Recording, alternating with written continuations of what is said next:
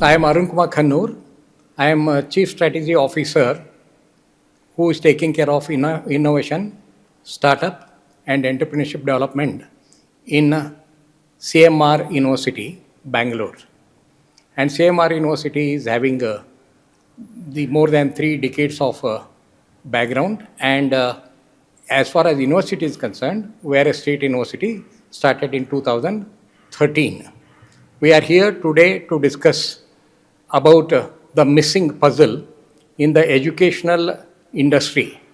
This particular topic has become quite relevant because after 1986 education policy, we have revised and we have come out with a new education policy of new education policy 2020. So that is going to address many facets of the points and many attempts to address the puzzles which we are talking to and discussing and highlighting in this today's discussion. So it's my pleasure to introduce our senior faculty and very good researcher and national award winner and who is also having a Guinness record in her name, Dr. Rubini Madam. Thank you, sir, for the briefing. I'm Dr. Rubini, Professor and HOD for Computer Science and Engineering Department, School of Engineering and Technology, CMR University, having overall 14 years of teaching and research experience. I am associated with CMR University for the past 6 years, and I have played a vital role in curriculum development and then also setting up the mentorship policies for the students, and also have been identifying the curriculum gaps which will bridge the students from the industry gaps, all those things. Yes, sir. Now, shall we discuss on the today's topic that you have briefed? Yes. Yeah. So as I mentioned earlier, Yes, we are going to discuss on the missing puzzle in the education industry. Yes, sir. As we can see from last 3-4 decades, Yeah. there's a bigger transformation because of influence of IT, and also industry has totally getting more and more automated. And nowadays it is getting machine learning, deep learning, and all such things are also impacting, which is resulting in technical disruptions. Yes, sir. The speed at which industry is moving, the speed at which academia is transforming to catch up the industry, we can see there is a huge gap. Because of that, in Indian industry, almost 80% of the students who are coming out of the education institutes, they are not having the required skills to match the industry expectations. So in order to build this particular bridge, there are a lot of initiatives that have been taken by the government of India. Yes. In the form of NAC framework, where one of the major criteria is dealing with the industry academic collaborations, and also how we are bringing it effectively to upgrade our academic curriculum, and also to bring in more and more impactful the industry academic collaboration so that students can have required skills. So in this particular thing, some of the measures we are seeing it are in the form of how many students who are passing out of the university are having required skills to get the job into the industry. And also, what is the average package they are getting? Is it improving year after year? Because if the students are having required skills, they have to get better salary. Yes. And third one is, if you are looking at the number of outgoing students year after year, whether the percentage of recruitment in any university or education institute, is it increasing? So whether the companies are coming for repeated employment Yes. to the same institute.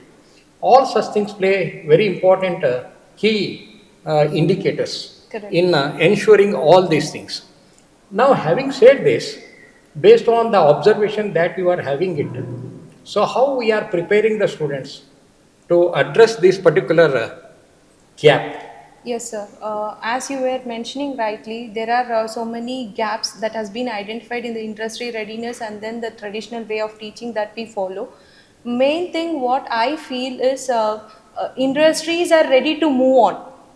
for the technology change. They doesn't need much of the time. They will just think of the profit way, and then they will go for changing their technologies that they are using. But in terms of skill sets that we are building in, among the students, that cannot be changed immediately. Rather, all the basic and then the foundations are so important. Without that, we cannot just pose the technologies to them. So when we are focusing on the students curriculum, we will take care of complete package of that, wherein all the core concepts and then the core principles, where it has to be started, all those things will be imparted to them. And we also deliver the technology things which is required for the industries, and we also try to implement all those technologies or the updations whichever is coming in the market every day with the help of technologies. Yes. So we are not elevating the technology parameter aside, wherein we will bring in all the Gen AI technologies or whatever the recent trends are there, that we will incorporate in our curriculum, wherein student won't feel more burden. They will learn the core as well as the new technologies with the help of the recent trends that are available in the market. Yes. So the practical based learning and then the experiential learning will help them to manage the entire core of the curriculum, and they will learn the engineering principles to the core with the help of all the technologies that we offer at CMRU. And as a CMR university, as far as my Yes, sir. overall knowledge and experience, we are well structured Correct. to seize the opportunity and Yes, sir. moving up in the value chain. Yes, sir. For example, we are having a unique thing to upgrade the skills of our faculty. So, because now in the modern day, we are having project-based learning, then internship-driven environment, and we have to prepare the students even to start Yes, sir. We new also startups have and other adaptive things. technologies. Yes, all these things. So, in CMR University, we have got Professional Development Institute, Yes, sir. which is actually continuously upgrading skills of our Faculty members to ensure that outcome-based education becomes very important, so that students move from information-driven to learning Yes. and outcome-driven education. And also in CMR University, we have got an innovation center, which is making the students, along with our unique sales proportion is design thinking. Yeah. So 2 semester course we are having, and we make our students to have the mindset to see the opportunity right from converting idea up to final product. So we have got beautiful infrastructure towards that also. We have got a 3D printer, we have got a maker space and all such things. And many of our students are already doing it. And the third one, so we are having a career development Yes. center also. Center also. And we are also having a training and development where we are going to skill the people. We have got tie-up with NASCOM, and we have got tie-up with some of the center of excellences like iEntra, and all these things actually are trying to build in required skills. Yes. And also in your academy, as I understand, you are emphasizing on MOOC based things. Yes, and sir. open system. Yeah. And students can go out for Online internships tutoring, everything. Yes. right from the second semester onwards. They Yes, have got sir. freedom and other Yes, sir. things. So, I mean, how we are bringing in those MOOC related open trainings and other Yes, things. sir. Sir, since it is like now we are not focusing on classroom teaching. That was the days where classroom teaching played a vital role. Now we know that so many distractions are there and so many technologies and then gadgets have come in, which makes the students learning more easier than the classroom teaching, which was one of the parameter now. So apart from classroom teaching, we also focus on online courses where student can learn as per their liberty, and they can also sense what is their level of learning. As per that, they can choose a variation in the courses. And if I'm interested in interdisciplinary, if a student is interested in multidisciplinary, for all those things, there are so many possible ways are there. Here we in CMR, we are preferring all the MOOC courses platform like NPTEL, SWAYAM, and then Coursera. All such MOOC platforms have been open to the students, even Dataflare, where we have tied MOU with them. Students can choose the program and they can choose the courses wherein the credit transfer will also happen. And being a faculty, it is must for them to monitor that as well, because we don't know what is their level of learning, whether they are simply copying the answers, or do they understand the core concept, or whether they are just listening for the sake of getting the credits. To ensure all those things, we are assigning the faculty where their role is to monitor them closely. If they have difficulty in understanding the concepts which are delivered in online, they can approach the corresponding faculty. They will help them to clear the assessment, and they will help them to do the projects wherein they have some doubts. All those clarifications will happen here. And I do also have some questions. So since we are discussing on missing puzzle in the education, do you think like online education will replace the mentorship and then the support that is offered by the traditional teachers, or what is your note on that? See, when you are going for education, there are two things. Yes. One is actually imparting the information and knowledge. Second one is imparting skills. For example, if you go for online education, so the entire thing cannot be covered. You can only impart some information and knowledge. And if you want to bring in the real practical solutions, then mentorship is very important. But quality of the mentors also is very crucial. It's very, very important because they should have hardcore things. To bridge that particular gap, recently the government of India has introduced the POPs, Yes. the professor of practice. Practice. The people who are with 15 plus years of industry experience, they can enter into teaching. And the CMR University has done a lot of pioneer work. So we have got 10 plus professor of practices in different schools working. And in different industry background as well. Yeah. Were versatile because Yes. multidisciplinary skills are very crucial. Because of that particular balance of multidisciplinary approach to solve the societal problems, very crucial. If you look at it, coming back to your question, all these multifacets cannot be addressed by online course. So online with a proper mentoring, with a field intervention, going to the society, and then converting those ideas to societal values. All those three That have to will be be combined together. So then only it will be effective. So flipped learning is going to continue at this moment.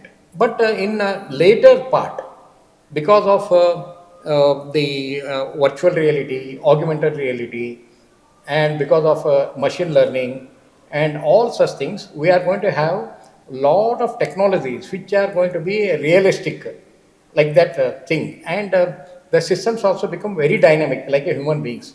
At that time, after another 6 to 8 years, we can see that mentoring also will be done by such wonderful machines which are going to capture the knowledge of the best of the brains in the world. So that will be the future. But at this moment, I think most of our teachers will be very safe. Yes, sir. That And mentoring now, becomes very since you crucial. have touched upon AR and VR, now we are into metaverse, where people are in imaginary world. They are Correct. spending more money on purchasing the imaginary land, creating the avatars, and then spending more time in the imagination world. Yeah. So where they lose the experience. So Correct. as you rightly said, there are basic need for the mentors to address all those things. Otherwise, many kids we are seeing, they are moving into depression, and they are isolated, and they couldn't able to converse properly with the elders, and they are hesitant to come forward in the public Yeah. to voice out for anything. So Correct. all these can be addressed when we have a right mentor in the right place. Yeah, because the right from mentoring, counseling, and psychological aspects have to become part and parcel of the system. Because the addiction of the electronic technology and mobile technology is going to create a lot of psychological issues. People are getting away from the society, and they are not addressing a thing, and they are not becoming intimacy with the family and others. That is getting away because of that short temperedness, and other things are coming, and people are not sleeping properly, which is resulting in obesity, all such issues. Because of that, in the education, as the days progressing, all these will be becoming part and parcel as a counseling, mentoring, psychological, and other things. And also, as you mentioned earlier about the puzzle, major puzzle is to make the people to bind 5 things, or 5 or 6 things you can mention. One is domain knowledge. I mean, if the people are working IT and other things, they should be very strong in that. It's Second one mandate. is the areas where they want to apply. For example, if you learn AI and machine learning, are you interested in applying to medical science, or are you interested in applying for banking? Then people have to develop skills on that. They should not have all the Yeah, that is what we domains. call as personalization. Yes. Third one is creative problem solving, analytic skills, problem solving. Problem solving itself has changed a lot from a normal problem solving where the problem is defined and you have got algorithm and solution, you get it. From there, problem is not defined. Yes. So for that, critical Method is thinking not is there. required. Yeah. Then we want to do it. Because of that, adaptive problem solving also has come and part and parcel nowadays. We are moving from structured problems into adaptive problem solving. Right. And that requires complete attitudinal change. So education has to address all these things, creative problem solving, design thinking, which we are having in CMR University, Yes. is one of the major steps. A very unique feature. Very unique feature. Yeah. And our faculty and mentors are so superb. They are actually taking the real problems and they are scouting good students, which are creating a lot of IPRs, patents, products, Yes. all such things they are doing it. Next one is soft skills and leadership skills in the students. So that we are having the separate department, common curriculum, Correct. where we are bringing in good communication skills, where we are bringing analytical problem solving, aptitude development, and other things. That superb thing they are It's doing like it. a holistic development for a Development. student. So the fifth important skill is innovation. Students should have creativity and ideation phase and how to convert their idea into pre-prototyping and prototyping, and finally they should be in a position to commercialize and also create IPR and patent, and they should also shall be in a position to establish their own startups. In brief, we are building the students for the skills, and we are also ensuring that if they are interested students, they can establish the startups. In order to do it, research emphasized areas which are having discovery as well as inventions that our research is focusing upon. When innovation is coming, we are making use of discovery and inventions to come out with completely new products for which are scalable and which are going to make a business sense. So we have strongly footed in all these areas in CMR University, and this has been well supported at two levels. One is mentors, 37 mentors we are having. In addition to that, we have got innovation coordinators in each of the locations, and we are also having mentors of senior students mentoring junior students. So all these things we are having. We have got wonderful scouting team also who are bringing the best of the students. So like that, we are building all these wonderful things in CMR University. In this particular thing, faculty are playing a very important role. So that will be my final question, sir. Yeah. In your opinion, what needs to be done to nurture and then especially incentivize the next generation of educators? It's a quite a challenging thing. Even government of India also think that is quite a challenging activity. Because of that, they have come out with a wonderful framework now, new education policy, national innovation and startup policy, and they have created a lot of knowledge portals, and they have got a lot of free So for whatever we do, training we programs. can get in return something as a reciprocation of it. Yes, all these things they have given. But we are having a lot of challenges because the speed at which education and number of education institutes are going, number of faculty available in the market. So we are struggling to get. Because of that, there will be always the ratio of what you call attrition rate is high, getting new faculty is less, because most of the people, especially in engineering area, dropping up after BE to join industry. Correct. But people are not taking MTech and other things. We don't have much people in a PhD. So there is a gap. So if you want to do it, the incentivization of the faculty should be at a different level. That is, PhD has to be supported, higher education, some scholarships are to be introduced. People are to be made to come out with higher studies. In CMR University, we have got support of up to 50% of the what you call fee waiver for the staff members who are going to take pursuing for PhD. And we are also encouraging people to attend conferences, and we are also encouraging people to attend industry academic type of conferences. That also we are doing. One is research oriented conferences, second one is NASCOM and CII, all such conferences. All that thing we are doing. And we are also, the faculty are going and participating in government's activities. For example, Karnataka the Skill Development Authority, the meeting has been conducted. Our faculty went there and participated. So CMRU is strongly footed in multiple direction. One is we are adapting a national innovation and startup policy. We are also focusing more on IPR and patent, and we have established a innovation center. We are bringing in vocational type of skill-oriented programs. We have got collaboration with industry bodies, and we have got career development center. We have got training the and placement related focus, and we have got wonderful mentors, and we have got design thinking as our unique sales proposition. We have got professional development institute to continuously upgrade the skill of our faculty, and we have got the department of common curriculum to upgrade skills of aptitude, soft skills, and leadership skills in our students. And we have got wonderful incentive for the faculty. Still, it has to move up at a different level, and that has been already strategized in coming days. And our students, the faculty are getting if you look at the average salary in last 3-4 years, the all newcomers and other things are getting very good salary package, and our faculty are incentivized in the form of attending conferences, and they are going for industry exhibitions, and they are taking the students for discovery visits.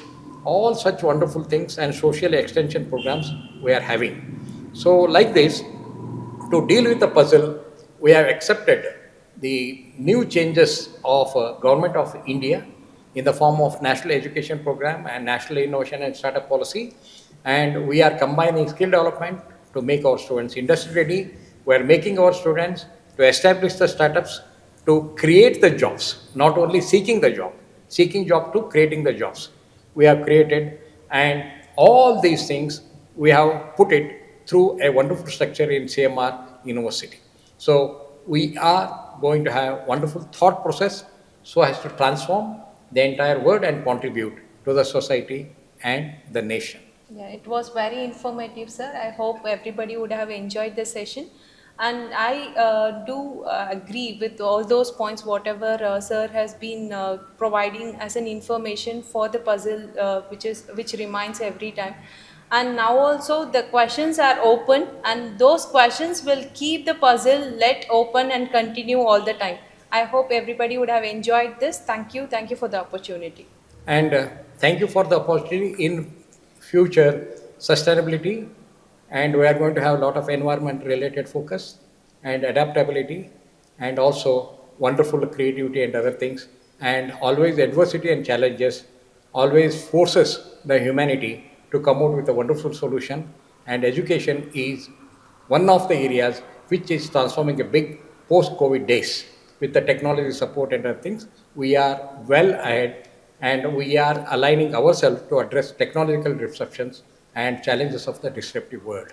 Thank you for this wonderful thing and for the wonderful discussion with Rubini madam, and also for wonderful team of our PR which has put such a wonderful platform to take our ideas to reach out to our students and others. Thank you. Thank you. Thank you.